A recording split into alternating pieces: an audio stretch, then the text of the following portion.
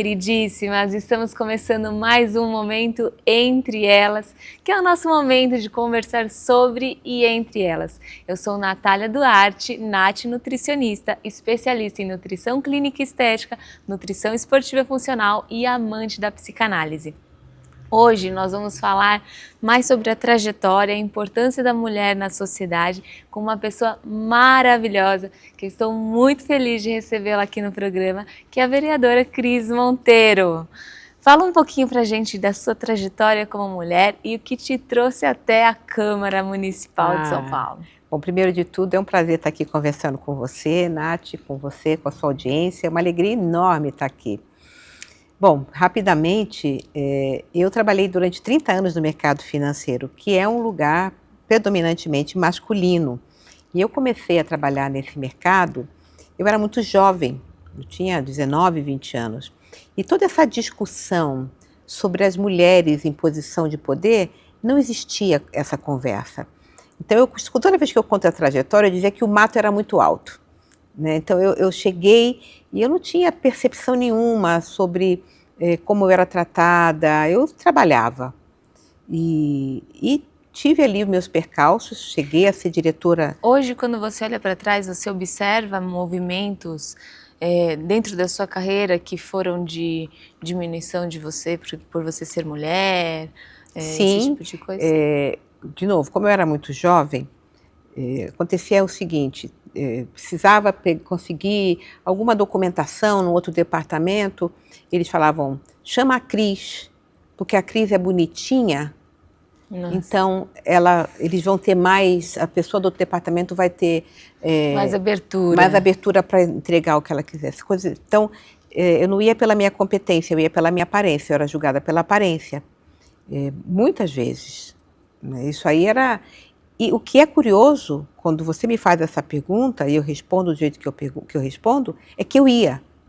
Você não tinha essa consciência, eu não tinha consciência.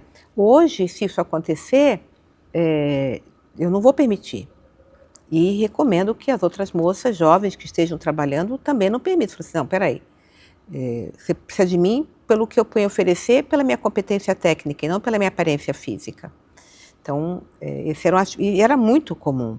Os homens viviam com as revistas Playboy abertas nas suas mesas.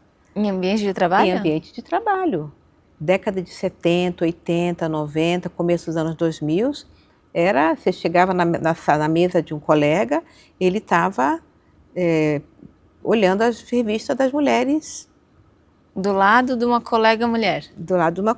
O screensaver do computador era a capa de uma revista Playboy. Então, você ia lá, estava ali. Esse era o ambiente em que eu fui, vamos dizer assim, criada. Então, para eu criar consciência da minha condição de mulher, eu já tinha quase 40 anos. Eu tinha mais de 20 anos de trabalho. Quando começou a cair a ficha. Mas também, Nath, uma vez que caiu, acabou. Os homens não me interrompiam mais. Eu não fazia nada por conta da minha aparência física. Não tolerava olhares indiscretos, toques indiscretos. Eu fui transformada. E o que fez você cair a ficha? Assim, o que aconteceu? Aconteceu algum evento que fez você cair essa ficha? Olha, na realidade, o lugar que eu trabalhava colaborou muito para esse meu despertar de consciência. Num determinado momento da minha carreira, eu trabalhava muito bem, eu era muito dedicada, e algumas mulheres foram escolhidas para fazer uns treinamentos em Nova York. Era um banco americano que eu trabalhava. E eu fui lá com várias outras mulheres e recebi um mentor que iria me ajudar no progresso da minha carreira. E ali dentro, era uma semana que nós ficamos, tiveram muitos palestrantes, e uma palestrante foi falar sobre a condição feminina. E ela, eu me lembro até hoje, ela pegou um jornal, Wall Street Journal, e tinha um anúncio de um carro. Você virava ali e tinha um carro. E o anúncio era um carro bonitão, tinha um homem encostado no carro, com o braço assim cruzado, todo elegante, e tinha uma mulher atrás dele, toda lânguida, ela olhava para ele assim, sabe, como se ele fosse. E ela fala assim, a gente não nota, mas essa foto no jornal Wall Street Journal, que é um dos jornais mais lidos do mercado financeiro americano, ele está mandando uma mensagem aqui, de que o homem é o dominante, né, é um anúncio de carro, e a mulher está ali toda se jogando para aquele homem. Quer dizer, é esse papel que nós queremos na sociedade? E aquela fala, tem muito mais. Ela fala, por exemplo, não esqueço, que as mulheres devem ser ainda, 7 vezes mais interrompidas em reuniões por homens do que os homens interrompem a si mesmos. Então eu volto desse treinamento, eu sento na mesa de reunião, eu já era diretora, eu sento na mesa de reunião, eu sou transformada. E eu comecei a ver como eu era interrompida, até hoje.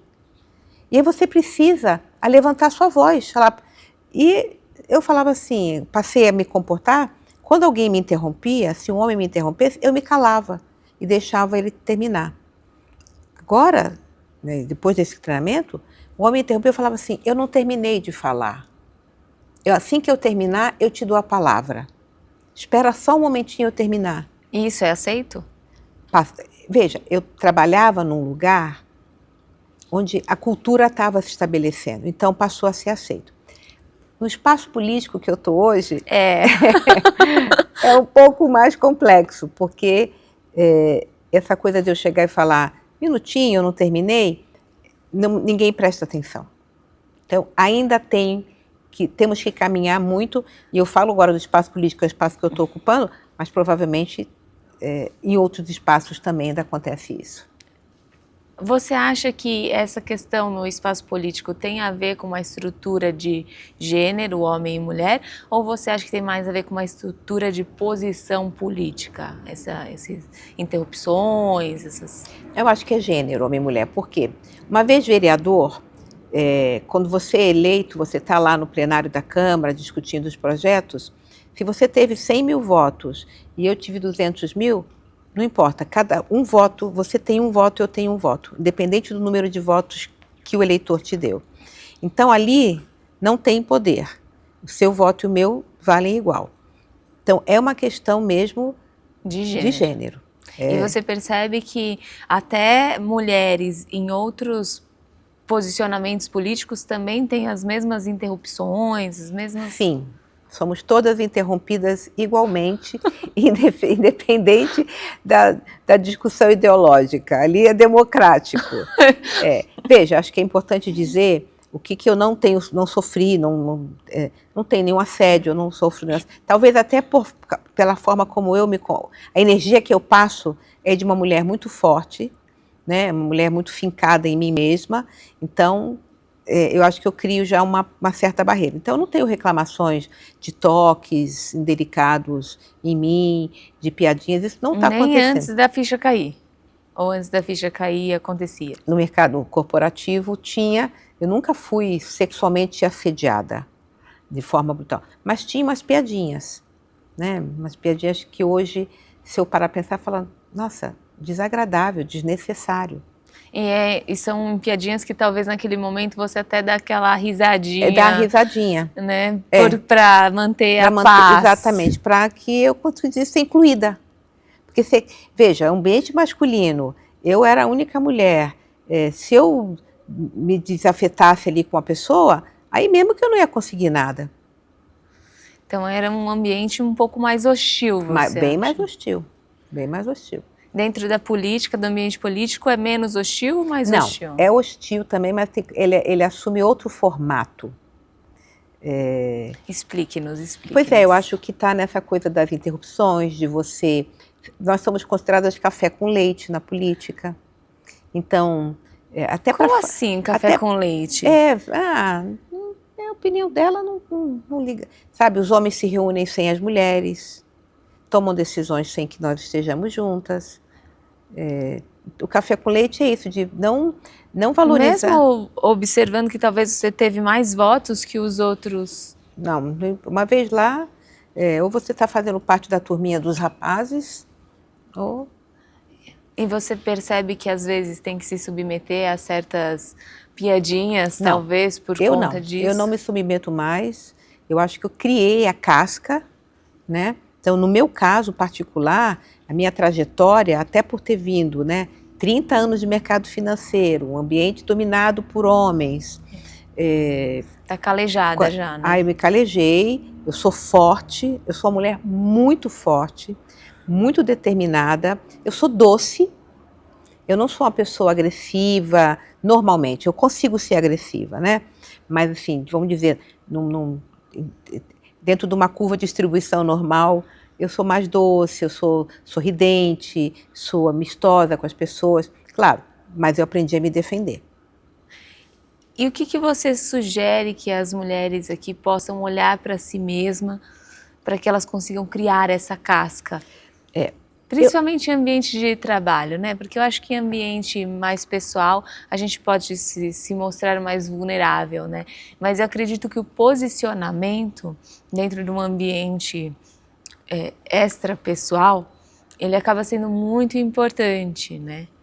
E o que você sugere para as mulheres criarem essa casca, para que elas consigam se posicionar adequadamente? Para mim, o ideal seria que não precisássemos construir essa casca, né? O ideal seria uma sociedade meu mundo ideal, mas não é isso que está se colocando, né? Infelizmente. O que eu acho que nós, como mulheres, precisamos reavaliar é a nossa relação com outras mulheres. Foi colocado na nossa cabeça de que as mulheres são inimigas uma das outras e nós competimos umas com as outras, ao invés de darmos apoio e ajuda umas às outras.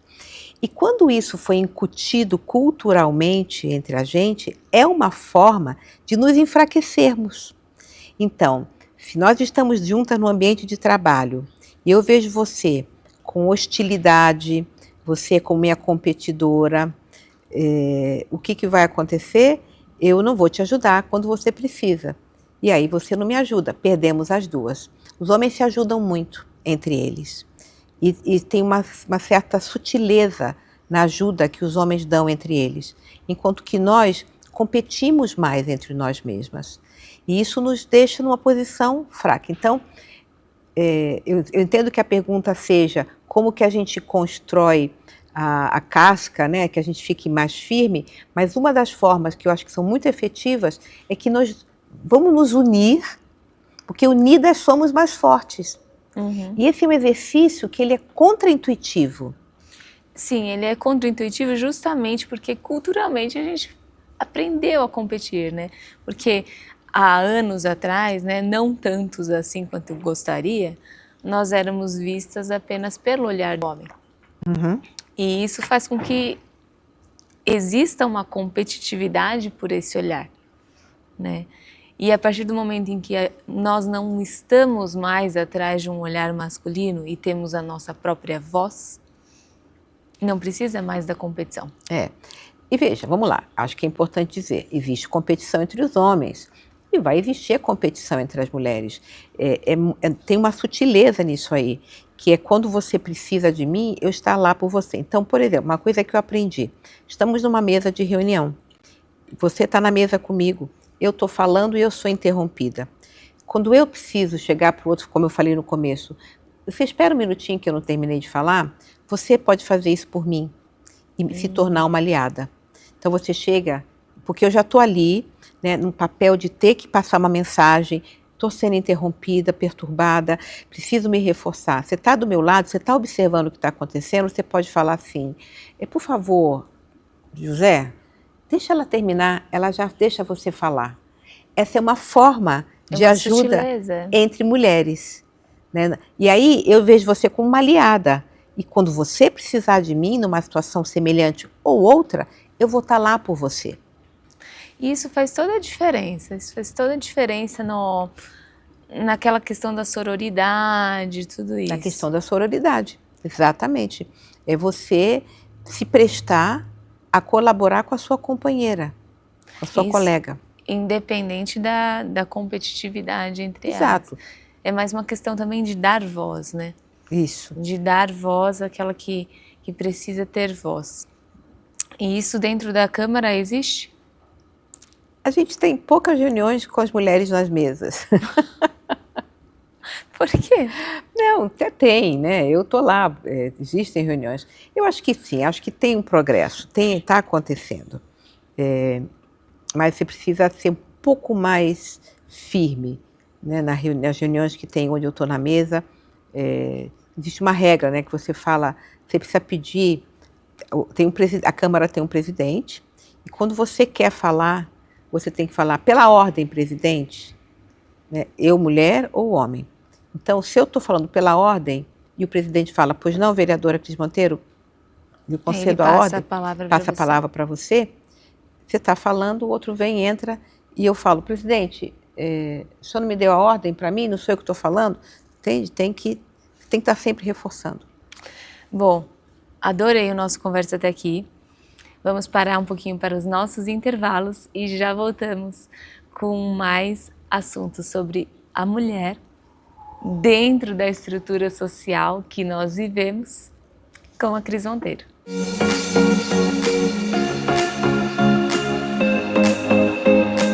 Olá, eu sou a apresentadora virtual da TV Judaica, a primeira TV judaica brasileira. Estamos 24 horas no ar no Brasil e no mundo, com uma programação inédita. Trazemos jornalismo, cultura, entretenimento e muito mais, sempre fortalecendo o judaísmo, o sionismo e combatendo o antissemitismo. E o melhor, estamos crescendo a cada dia, com mais audiência, mais engajamento e milhares de downloads do nosso aplicativo. Agora, queremos você com a gente. Anuncie sua marca, patrocine a TV ou programas, ou desenvolva novos conteúdos em parceria com a TV Judaica. Entre em contato pelo telefone abaixo e solicite nosso Media Kit. Vamos juntos construir algo grandioso. TV Judaica, conectando você a Israel aonde quer que esteja, 24 horas por dia.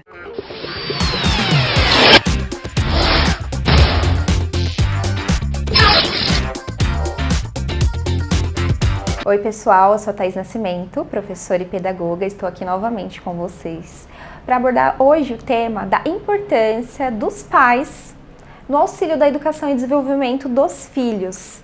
O interessante é dos pais também darem autonomia adequada, tarefas que as crianças possam realizar sozinhas, ao invés de fazer por eles. Isso ajuda no desenvolvimento de raciocínio, no poder de escolha, no saber falar não no futuro, e não só dentro de casa, mas no social, dentro da sala de aula. Quer saber mais sobre esse universo e como ele pode transformar vidas? Então, me acompanhe aqui na TV PicZap e na TV Aberta São Paulo. E é claro, também estamos nas redes sociais. Siga e fique por dentro de tudo.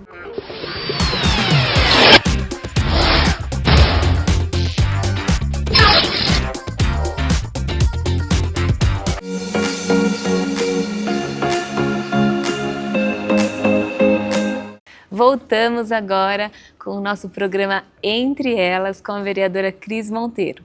No bloco anterior a gente falou um pouco sobre a questão da mulher dentro de ambientes masculinos, tanto no ambiente corporativo quanto no ambiente da política. Isso são experiências de vida da vereadora que ela trouxe para nós, a forma dela olhar quando ela teve um despertar. Uma coisa que eu acho que é interessante, que eu percebi na sua fala, e aí você pode me trazer da forma mais lúcida, é que você precisou de uma outra mulher te trazendo essas questões para você começar a enxergá-las, né? Então, eu acho que é muito importante a nossa conversa sobre isso como uma questão de educar, né? Educar a sociedade a enxergar esse posicionamento estrutural em que se coloca a mulher, para que a mulher comece a se olhar como um indivíduo autônomo, como um indivíduo capaz, como um indivíduo que consegue atingir os seus objetivos e todas essas partes.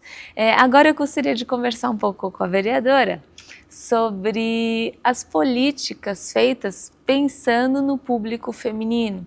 Né? Se existe um olhar, o que é feito com relação à estrutura política dentro da cidade de São Paulo aqui, voltado para as mulheres. Tá. Eu acho que, antes de eu responder diretamente, eu acho que é importante a gente falar de representação. tem algumas questões, ou várias questões, associadas com nós mulheres, que só nós vivemos. Então, vou dar um exemplo, que eu acho que ele é um exemplo que, para mim, ele é muito simbólico. Houve uma discussão, há uns 2, 3 anos atrás, sobre o que se chamava de pobreza menstrual, que eram meninas que não conseguiam ter acesso aos absorventes higiênicos e que, portanto, na época do mês onde elas tinham o seu período, elas não iam às escolas. E houve uma grande discussão sobre você conceder os absorventes higiênicos nas escolas. Ora, os homens não menstruam. Só uma mulher que está no espaço político pode pensar nesse assunto. Daí a importância da representatividade feminina nos espaços políticos.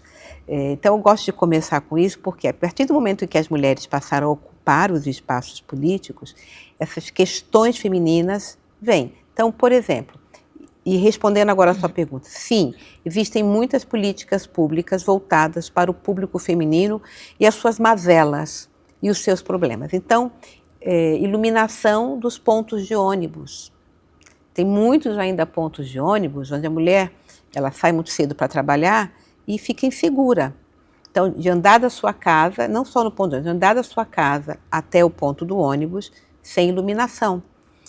Então, existem programas voltados para essa questão que a gente chama questão de zeladoria na cidade, que é iluminar os espaços públicos, porque a mulher sozinha ela é mais vítima de violência. Isso é estatístico. Isso é estatístico. Eu, infelizmente, não tenho os números na minha cabeça aqui agora, mas a gente pode procurar e fazer uma pesquisa e ver. As mulheres sofrem mais violência na rua do que os homens. A gente tem muitos programas para mães solo, porque a mulher, infelizmente, mas é um fato, ela é abandonada pelo seu parceiro. Se o filho dessa mulher tem especialmente alguma necessidade especial, o homem vai embora de casa e deixa a mulher cuidando dos seus filhos. Acontece, mas é muito mais raro uma mulher abandonar os seus filhos. O homem vai embora e a mulher fica com seus filhos. Existem casos onde a mulher vai embora e o homem fica... Existem, mas estatisticamente o que ocorre mais é o homem ir embora e deixar com as mulheres. Então, programas de parcerias de políticas públicas para as mães solos, ajudas assistenciais, existem muito. Então, há uma discussão muito grande sobre os exames periódicos das mulheres, as mamografias, ultrassonografia, nas redes de assistência à saúde. Temos Museu da Casa, a Casa da Mulher Brasileira, a mulher que sofre. Essa Casa da Mulher Brasileira, a gente já conversou com uma advogada que a gente comentou sobre violência doméstica e ela comentou dessa existência, eu nem conhecia a Casa da Mulher Brasileira. E ela é uma casa muito importante, né? Muito importante. Eu visitei, a mulher sofre uma violência, em geral ela está dentro da casa dela, ela não tem para onde ir. Então, ela pode pegar os filhos dela e ir para a Casa da Mulher Brasileira. Lá ela vai ter um lugar onde ela vai dormir, onde ela vai se alimentar, ela vai ter advogados, ela vai ter assistência social. Claro, ela não vai poder ficar ali para sempre, mas ela vai ter um apoio, um amparo. Né? Uma mulher que sofre violência física e violência sexual dentro da sua casa é uma situação, eu não consigo nem descrever o que pode ser. Terrível, né? Então, existem sim. Então, a resposta mais curta é, com a representatividade feminina nos parlamentos, câmaras, assembleias e o Congresso Nacional, houve esse despertar para as questões que só nós sabemos, que precisamos ter.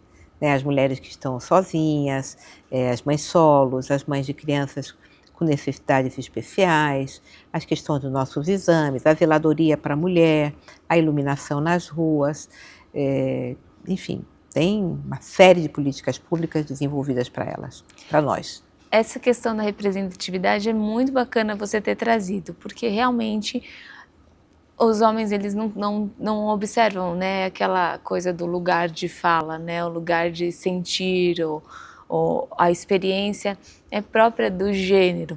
Né? E vocês têm alguma noção de quantas mulheres votaram em você e quantos homens? É difícil dizer em números, mas a gente consegue medir pela minha rede social a Meta, né, que é a dona do Instagram e do Facebook, que são as redes principais, ela dá ali os seus seguidores e você consegue saber o gênero, a faixa etária.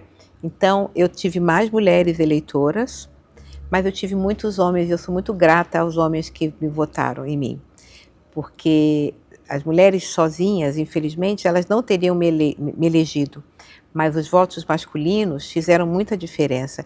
E esses homens que votaram em mim, por que eu sou especialmente grata? Sou muito grata a todas as mulheres que votaram em mim, acho muito importante, mas eu sou grata também aos homens, porque são homens que perceberam a necessidade de ter uma mulher ali dentro daquele contexto. São homens que acharam importante dar voz à mulher. Né? Porque eu acredito que as pessoas que votam em uma mulher, né, eles pensam justamente nessa questão da voz, né? De colocar uma pessoa que tenha voz, que tenha o poder de fala ali, né? E eu acho que tem um aspecto que talvez eu vou ser contra-intuitivo para a nossa conversa, que é o fato de que existem... eu não acho que a gente tem que votar em mulher só por votar em mulher. Não, tem que votar em mulher por votar em mulher e outras coisas. E tem alguns homens que têm a alma feminina, que conseguem te escutar. São homens modernos, homens que estão atentos às questões femininas, são maridos que estão atentos às dificuldades de suas mulheres no trabalho, na maternidade, para não ficar uma guerra dos sexos. Não, sim, claro. Né? E esses homens, né, geralmente são aqueles que veem as dificuldades das mulheres dentro do próprio ambiente de trabalho e ficam indignados com esse tipo de postura. Exato. Né? Então, eu percebo que hoje em dia tem muitos homens que têm esse olhar, né? Que as pessoas costumam chamar de masculinidade saudável. Né? Eu, por exemplo, dentro do meu gabinete, eu tenho homens que trabalham para mim. Eu tenho um rapaz em particular que se chama Gerson Pires, e ele é um homem bastante especial. Ele tem um olhar para as questões... Eu tenho muitas mulheres também no meu gabinete, e ele é um rapaz, um jovem rapaz, que eu percebo essa característica dele de ser inclusivo com as mulheres, de estar atento às questões femininas. Como ele é o chefe de gabinete, ele tem que lidar com as moças, com as mulheres, né? E na política também. E ele é um cara que me orienta muito. Então eu tenho muita sorte de ter esse rapaz, esse homem que é o Gerson Pires, dentro do meu gabinete.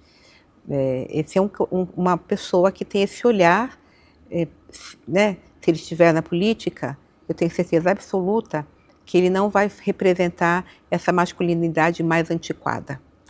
Mas acaba sendo difícil, por exemplo, para uma mulher escolher votar em um homem, conhecer esse olhar desse homem, né? Porque para você conhecer um homem que tem um olhar desse, você precisa realmente conhecer um pouquinho mais a fundo das posturas, etc.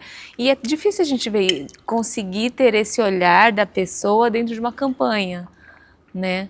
Eu acho que a campanha acaba focando em outros aspectos, né? Na campanha, a gente tem que falar para o eleitor, o potencial eleitor, aquilo que a gente vai fazer, né, para melhorar a vida das pessoas. Ser político é trabalhar para melhorar a vida das pessoas. Essa é a ideia dos políticos. Deveria ser. Né? Deveria. Trabalhar para o outro. É um servidor público. O que eu estou lá fazendo é para ajudar a melhorar a vida de pessoas. Homens, mulheres, crianças, independente da idade, da cor da pele, não importa. E também tem uma coisa de você ter uma referência, né? Como eu estava falando aqui desse rapaz, as pessoas que confiam em mim, que gostam de mim, a Cris falou desse rapaz, deixa eu entender melhor o que está acontecendo, porque eu também sou uma mulher com voz, né? Então é essa questão de você poder realmente estudar o seu candidato ou candidata, né? E isso eu acho que é uma coisa que, principalmente as redes sociais, elas trouxeram muito isso, né?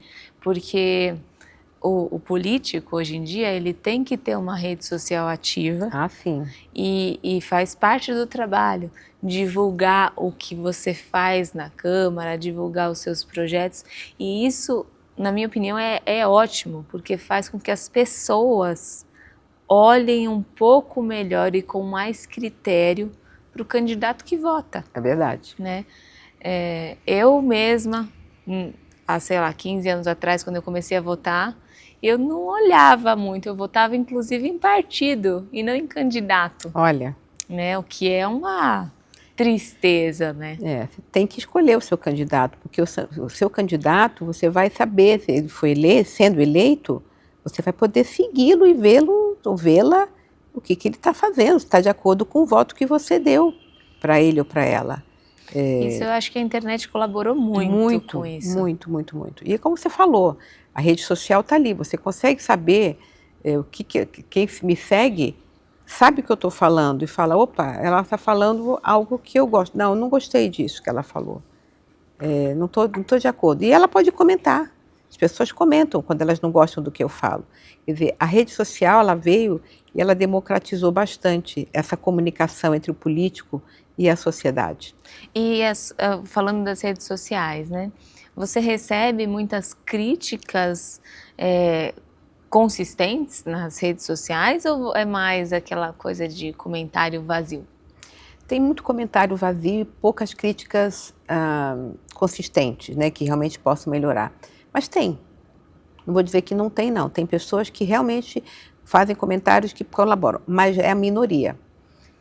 O que acontece muito na rede social, Nath, e para mim no começo era complicado, agora eu já entendi, é muito xingamento. Então, quando eu falo alguma coisa que aquela pessoa não gosta, ela me xinga. E são xingamentos pesados. Né? Eu já fui ameaçada de morte, já fui ameaçada de violência sexual, recebo e-mails quase sistemáticos. E você faz alguma ação judicial com relação a isso? Aquilo tudo, faço BO na polícia, levo para a polícia cibernética, está tudo registrado. E isso tem uma real ou efetividade ou não? Não, infelizmente não. Fica... É eu que tenho que me proteger. Ainda mais como mulher, voltando no assunto, eu até acho que muitas das agressões que eu sofro são pelo fato de ser mulher.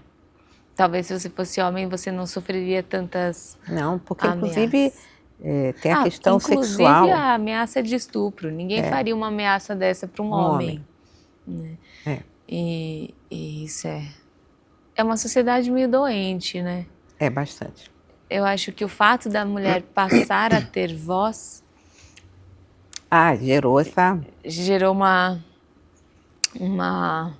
Fica controverso, né? A gente entrou no clube, entramos na festa, né?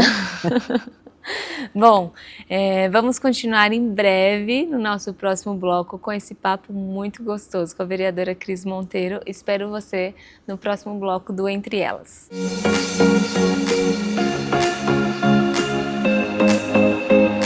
Para não ficar de fora e poder assistir 24 horas por dia a TV Judaica, baixe agora mesmo o aplicativo em seu celular, disponível na App Store e Google Play. E assista também em sua Smart TV, direto da loja de aplicativos do seu aparelho, totalmente gratuito. TV Judaica, a primeira televisão judaica brasileira.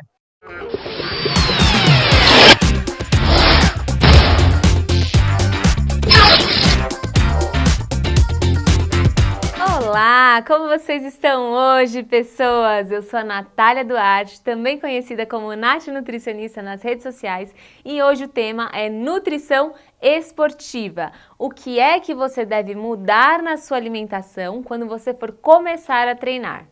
Você começou a treinar agora e era sedentário? Você não precisa fazer grandes mudanças na sua alimentação. O que você precisa prestar atenção é transformar a sua alimentação no mais natural possível. Ou seja, alimentos o mais próximo do de verdade, alimentos mais próximos do que seriam na natureza.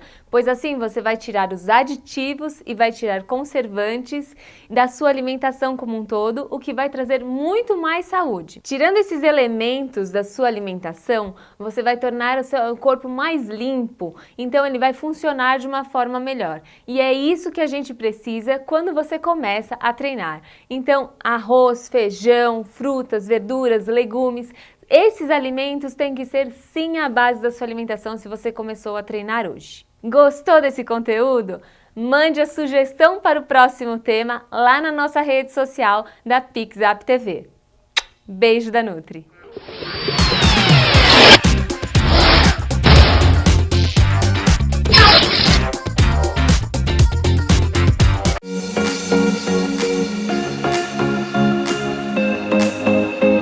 Voltamos agora no nosso momento Entre Elas com a vereadora Cris Monteiro, falando um pouco sobre o papel da mulher aqui dentro da política, sobre as dificuldades, as políticas públicas voltadas para a mulher e a importância da representatividade dentro do cenário político, porque só mulheres conhecem as necessidades de mulheres e sem mulheres essas necessidades não entrariam nem na pauta. Nesse próximo bloco, a gente vai falar um pouco sobre a questão do alinhamento político e sobre o feminismo, porque hoje a gente observa que muitas pessoas enxergam o feminismo dentro de uma linha política específica e a gente vê que não é necessariamente assim. Então eu queria saber um pouco mais sobre a sua linha política e sobre o seu posicionamento com relação ao feminismo e ao movimento feminista, que são coisas diferentes, né? Bom, eu tenho a linha que foi que me atraiu na política, que é a linha do liberalismo. E o que é o liberalismo? O liberalismo entende, quer dizer, é muito denso, a gente poderia ficar aqui horas falando sobre isso, então, numa frase muito rápida, né? É a liberdade do indivíduo de fazer suas próprias escolhas. Então, e essa liberdade, ela só está limitada à liberdade do outro. Então, é aquilo que a gente aprende, né? Eu posso ir até um ponto onde você fale, a partir daqui, essa é a minha liberdade, é a minha escolha, você não vem. Então, eu tenho que respeitar a sua liberdade para que a minha liberdade seja escolhida. Então, você tem que se ver com as suas escolhas, se responsabilizar por elas. Eu acho essa linha política, eu adoro essa linha política, ela realmente me representa. E você vê muita literatura a respeito disso e eu adoro isso, né? E é muito interessante você pensar na questão do limite da liberdade, né?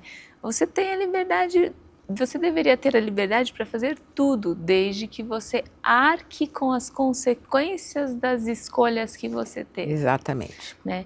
E isso serve tanto para âmbito econômico, quanto para âmbito social, quanto para âmbitos de saúde e até hábitos de vida.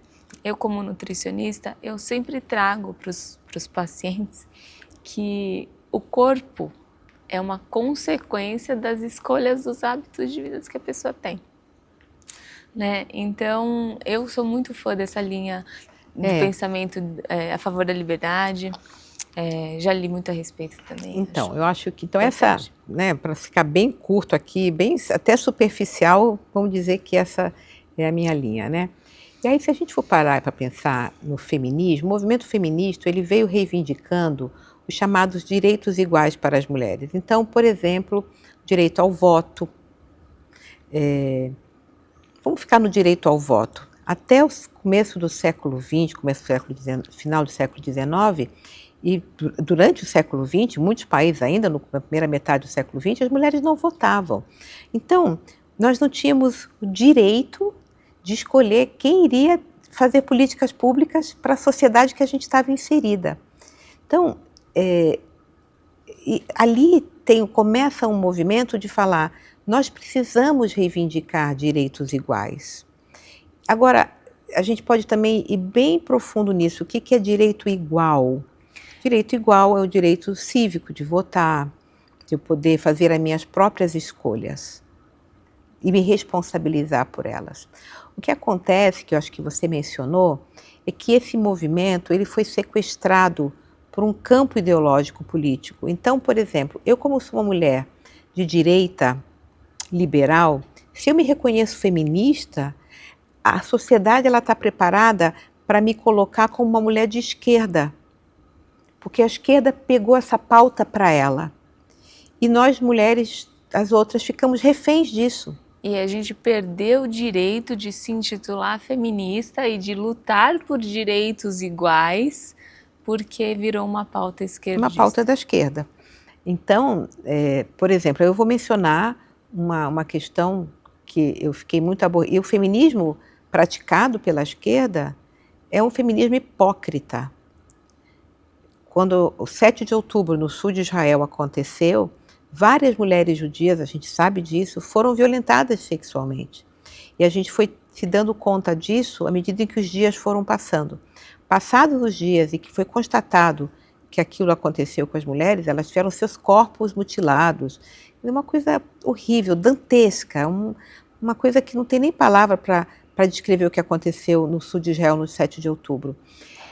As feministas não saíram em defesa das mulheres judias. Eu me lembro que eu subi na tribuna da Câmara Municipal de São Paulo e as questionei. Falei, onde estão as vozes feministas para sair em defesa das mulheres judias? Ou seja, as vozes feministas, elas só se levantam quando as mulheres são partidárias da sua ideologia política.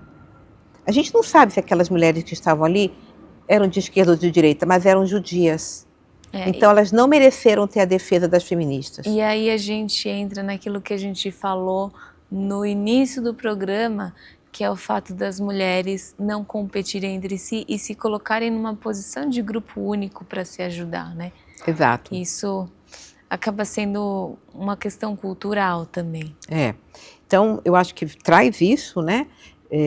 E traz esse feminismo hipócrita, que escolhe as defesas. O movimento Me Too, que foi um movimento mundial que serviu para ajudar, aconteceu com atrizes em Hollywood que eram assediadas por produtores de filmes, por diretores.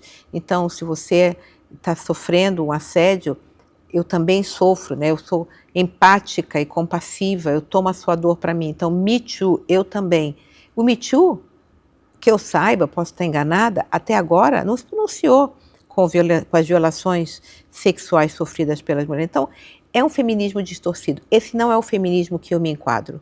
Esse não é o feminismo que eu quero. Esse não é o feminismo que eu me reconheço. Esse feminismo não me representa. Também não me representa, porque precisa, eu acho que, acima de tudo, né, um movimento ou uma linha política precisa ter coerência. Né? A partir do momento em que falta coerência, a gente já não consegue dar credibilidade. Exato. E eu acho que dentro do cenário político, o que um candidato precisa, o que um representante precisa é de credibilidade. Sem dúvida. Se você não vê coerência, você não tem credibilidade naquela pessoa, como é que você vai colocar ela para administrar uma sociedade que gere um patrimônio coletivo para o bem das pessoas em termos gerais, né? Exatamente, você falou muito bem, o político precisa ter essa credibilidade, porque, aliás, esse é um patrimônio que o político tem que construir. Se ele perde, a sua vida política está enterrada. A credibilidade, né? Sim. Que é a credibilidade que ele tem que ter. E nós, mulheres, voltando ao assunto, a gente tem que estar sempre reforçando a nossa credibilidade e a nossa voz. É muito mais difícil para uma mulher construir uma credibilidade dentro de qualquer cenário, não só no cenário político, do que um homem, né? Porque a sociedade está acostumada a ver os homens na posição de poder. Então, quando uma mulher entra, tem uma história muito curiosa que uma vez uma amiga minha contou para mim, que você vê como é que isso está tão grudado nas nossas mentes. Ela, como eu viajava muito a trabalho. A sede do banco era Nova York, então eu vivia no avião. E essa moça também, era uma colega minha de outro banco. Então, um dia, ela disse que entra no avião e o voo sobe, passado alguns instantes, no meio do voo, tem um movimento muito grande no avião e o piloto vem e fala, estamos atravessando uma zona de instabilidade, o avião balançando muito. Quando o piloto fala isso, ela se dá conta de que era uma pilota, era uma mulher que estava pilotando o avião. E ela se sentiu insegura? E ela se sentiu muito insegura por estar num avião com estabilidade, né, e ser uma mulher. E ela se reconheceu machista. Por quê? É exatamente o que a gente falou. Nós não estamos acostumadas com mulheres em posição de poder. Eu me lembro, muitos anos atrás, eu já tinha uma posição importante e o meu chefe pediu para eu ter uma reunião com os auditores de Nova York, do Federal Reserve. Eu fui representando ele. Quando eu chego na sala, tinha os rapazes lá, eu cheguei e fui cumprimentá-los, sentei na mesa e o chefe da reunião, que era um estrangeiro, falou assim para mim, perguntou cadê o... você pode me dizer que horas que o seu chefe, o fulano, falou o nome dele, o João vem? Eu falei, não, eu estou aqui representando o João. Ah, você não é a secretária dele? Eu falei, não, eu estou aqui representando ele. E, de novo, nada a ver com secretária. Eu não vivo sem a minha, não vivo sem a minha, amo as secretárias.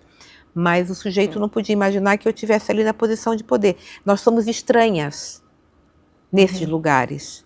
Quando tem uma piloto, tem uma cientista, tem uma presidente, nós somos estranhas. A sociedade ainda não se acostumou a nos ver como parte integrante das posições de poder. Piloto de avião. E nós, mulheres, também não nos acostumamos. Daí a história da minha amiga. E esse é só um pequeno exemplo. E eu chamo a atenção aqui para a gente perceber o que vai no começo da nossa conversa, da nossa parceria umas com as outras e da gente não estranhar quando tem uma mulher que está naquela posição que você chega lá e fala, é uma mulher. Né? Quando eu jovem... imagino que no inglês isso deva ser muito mais corriqueiro de acontecer, porque não existe um gênero, na linguagem, né? Nesse caso, o português não colabora muito, né? Mas nas situações corriqueiras, do dia a dia, você não vê, por exemplo, você vê motorista de Uber, quando você entra... eu andei num táxi que a motorista era uma mulher. É sempre uma surpresa, É sempre né? uma surpresa, não é? Agora está mais comum, ou seja, aquela é uma mulher que resolveu trabalhar, encontrar renda do jeito que ela consegue, que está no táxi ou está no Uber, né? As pessoas ficam mais inseguras com as mulheres no volante. Por quê? E tudo isso são traços culturais que só nos afastam. Mulher ruim no volante. Como assim, mulher? Nós... São, na verdade, estereotipos, Estereotipos, né? Exato. Então, se eu sou mais contundente na minha resposta, ela está nervosa. Isso se é uma coisa homem... que eu quase te perguntei no começo da entrevista, mas eu não quis te interromper. Né? O fato de você assumir essa postura mais firme faz com que você seja vista como uma pessoa austera? Não só austera, mas como destemperada. Se fosse austera, seria vantagem. Tem alguma coisa assim, se eu estava numa reunião, ou mesmo agora, se eu estou numa reunião e eu sou mais contundente, mais firme, os olhares sobre mim tá louca. Nós somos taxadas de loucas. Em geral, associam com o período menstrual, ou é o período pré-menstrual, ou é o período menstrual. Ou ainda pior, se você não é casada, ou se você é casada, o seu marido não está cuidando bem de você. Que é uma ofensa. Então, toda vez que uma mulher é mais contundente, é mais firme, ela se coloca, a voz dela sobe, tem algum problema. Essa daí está destemperada, está louca, está no período menstrual, ou está no período pré-menstrual, ou o marido dela não está cuidando dela. Eu costumo falar que um homem, quando se posiciona, é assertivo. E uma mulher, quando se posiciona, é megera. É destemperada. É louca, está louca. Quer dizer, é uma desqualificação das nossas competências. Não faz o menor sentido isso.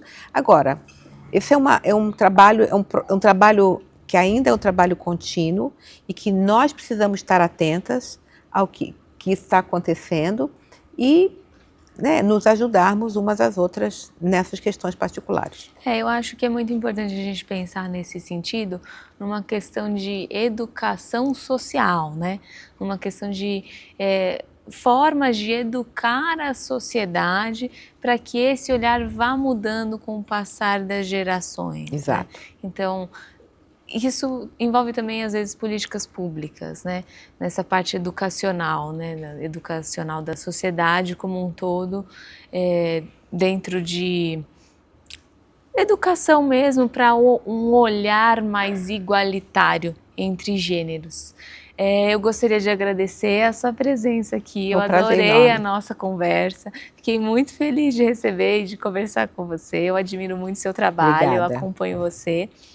E se você quiser falar alguma coisa com os telespectadores, fique à vontade. Não, eu quero agradecer, para mim é uma alegria muito grande estar falando com todas vocês. Eu acho que podem continuar, se puderem me acompanhar, me darem, né, os feedbacks sobre o meu mandato e querer me colocar à disposição de toda a comunidade. Eu tenho uma voz política, eu tenho espaço político e eu quero só reforçar todo o meu apoio à comunidade. Vivemos momentos muito difíceis nos últimos 2 anos, a gente ainda não sabe exatamente, né, que isso já chegou 100% ao fim, então contem comigo. Eu quero ser a voz da comunidade na Câmara Municipal de São Paulo e quem sabe em outros espaços. Muito obrigada. Muito obrigada por terem ficado até aqui com a gente. Adorei fazer o programa de hoje e nós finalizamos mais um Entre Elas. Eu sou Natália Duarte e continuem aqui na TV Judaica.